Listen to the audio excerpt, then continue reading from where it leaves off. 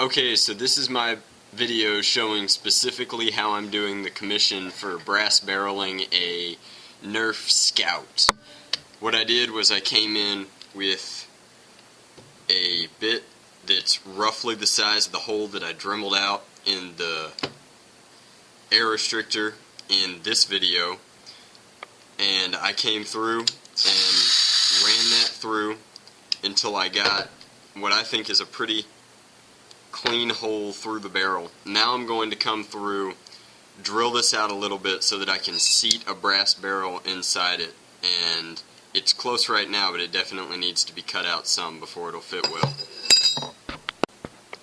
So I played around with the idea of dremeling out and drilling out the stock barrel and then seating the brass inside it, but that wasn't working very well, and I just didn't like it as much as creating a brass barrel exclusively for it and then fitting it with electrical tape and some lithium and silicone grease. I think that this is going to work out a lot better.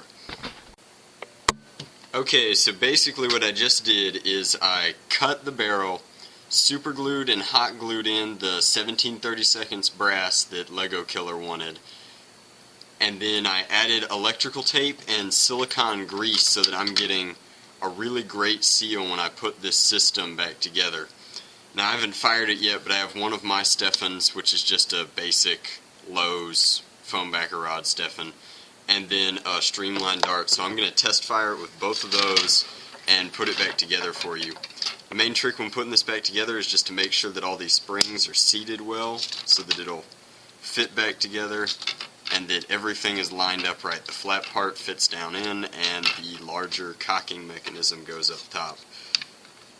Then the blaster should seat back together. I'm not going to bother with the cocking mechanism. My miniature screwdriver works just fine to cock these blasters. So I'll try the streamline first. It's getting about 25-30 feet, but it didn't shoot streamlines before, it only shot sections. Now I'll try my Steffen.